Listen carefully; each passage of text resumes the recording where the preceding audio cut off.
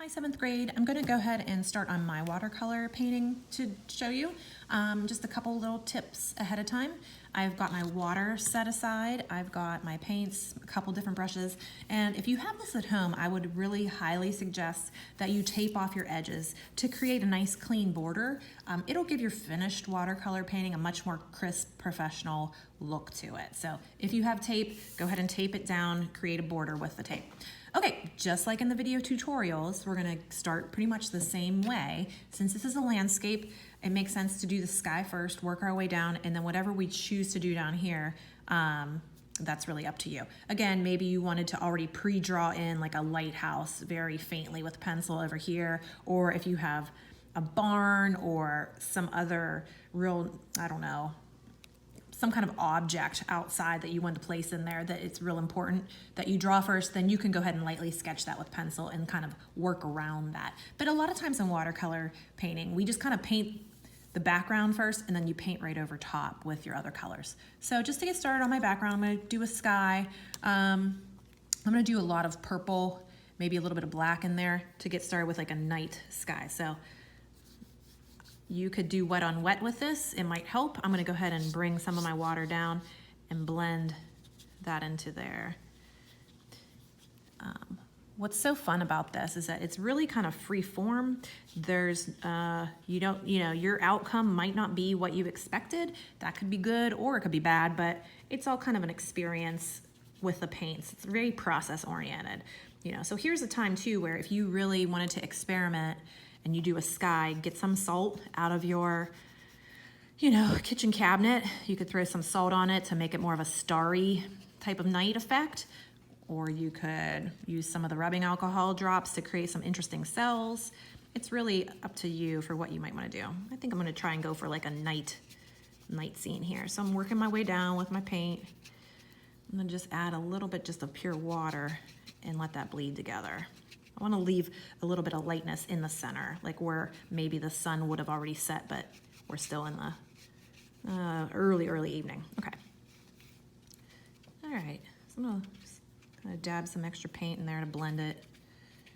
You also have the white that you could play around with and see how that works to do maybe like a part of a moon right in the wet and see how that looks to you. You might like it, you might not. If you don't like it, remember you can also do the lifting technique. Maybe you want to create some kind of cloud formations. Paper towels are pretty easy for doing stuff like that. And then if you don't like how that looks again, you can go back and just drip some more paint in some areas if you went a little overboard. You can also grab out your, hair dryer to help speed things along if you want to start with the non-wet on wet. So if you want this to dry and you really like how your sky looks, you could throw your salt down, you could do some rubbing alcohol, you could dry it with a hair dryer to speed things up, or you can just kind of let it be. I'm gonna go ahead and move on to my bottom part here. I do want this to be a little bit more dry because I don't want it to bleed too much. Since this is nighttime, right now it looks a little bit stormy to me. What I'm going to just basically put in is kind of just a couple little hillsides and maybe some scraggly old trees that lost all their leaves. So I'm just gonna grab a little wee bit of, I think I'm gonna get some black, but I'm gonna make it like gray. I really wanna water it down. I don't want it to be too intense right now. And I'm just gonna start putting a layer of that in. And as you can see, some of the red's gonna blend into there. I don't know if I want that yet. So I'm gonna kinda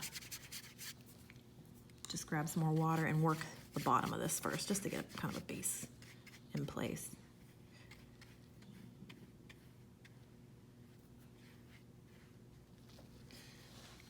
And sometimes you could even leave like some of the white watercolor paper show through if you like that effect. Sometimes it'll be kind of interesting. It's up to you. Again, I'm gonna pause and maybe let this dry for a minute. I'd rather it be dry, but let me go ahead and see if I can work on top of this. All right, I'm gonna go in with some more black. If you noticed in the videos, they generally did darker shades on top of the lighter. If you're doing like hillsides, it gets darker as it kind of comes at you. Or you can work reverse, dark, and then it's light in the front. But if you want it to look like there's different layers of hills or cliffs or mountains, you'll want to kind of work one shade on top of the other. Okay. All right, so I kind of like how this is turning out. What I don't like is the bleeding. When I get down to a point where I really want some detail, I'm going to make sure that I let this dry completely, and then I'm going to go ahead and do my trees. So maybe up in the sky, if I want a little bit more weird darkness, I'll put dab some of the black in there. I like that little cloud. And then I'm gonna go ahead and work on trees next. I'll show you my tutorial for trees. Okay, I went ahead and used my hair dryer and made sure that this paper is now very, very dry. Another quick tip too, you can see there's some areas that look kind of rough. The more you brush your paper, the more it's gonna wanna kind of fuzz up on you, and that's really not a good effect. So be very careful, kind of know what color scheme you're gonna work with as you go, so you don't have to overly work it with multiple layers and keep rubbing your paper back and forth, because that's not good. Okay, so working with trees, what you want to make sure first is that you're using your tiniest brush possible and that you're really not using a lot of water. You have a little bit of water to mix up in your paint, but you don't want to dip in the water too much because you want really crisp lines for this. So I'm just going to kind of dry off my paintbrush. I'm going to jump into my black paint, and then I think maybe what I'll do is I'll just have a kind of a crooked tree kind of coming up over here. So I'm going to kind of start, and as I kind of just drag my brush, I'm kind of zigzagging it along. Now, the thing with trees is that they are always thicker at the bottom than they are at the top. So I'm going to go back and make my trunk thicker. And as you can see, I'm kind of wobbling my brush as we go, because that's how trees grow. They don't grow like real wispy. They kind of grow gnarly sometimes. I'm gonna grab another one. Maybe you start with the Y approach. So I'm gonna go ahead off with this one and very gently just kind of let that fall out. As I move towards the top, I really pull my paintbrush off of the paper, because you never want the top of your tree to be fatter than anywhere else in the bottom. Everything grows smaller towards the top. Okay, so once you have two branches, then you can kind of just branch off of there. Maybe you have another little tiny shoot that comes off of here and just kind of fades out. Maybe then this one, I'll go a little bit thicker here. And, you know, things grow out and up sometimes. Sometimes there's little limbs that come off. This is a very creepy, like, Halloween tree. Again, you want to make sure you never go too fat. This is where it gets real tricky, and you want to make sure you're using a really tiny brush to get all these little gnarly pieces. You know, and it's really up to your discretion on how much you want. Sometimes you really just don't want to overdo it. It'll get to be a little much. So, you know, when you think you like how it looks, just let it be. I kind of like that one. It's not too bad. Maybe a couple little other offshoots. Good. All right, this is kind of coming along. I like how it's kind of Halloween creepy-ish, so maybe I'll turn this into a creepy cemetery. I don't know.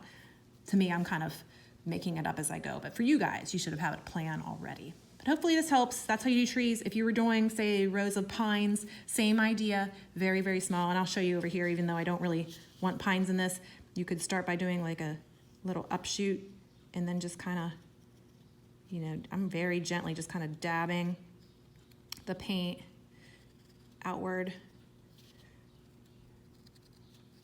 You know, and making kind of a triangular shape, but I'm not filling it in like a full triangle. I'm leaving a little to be desired there. Maybe I want this to be on the water and I wanted a reflection, so I could make some of that gray just kind of fade down into, if I had water down here, be kind of a cool effect. But hopefully this helps, and I look forward to seeing your paintings.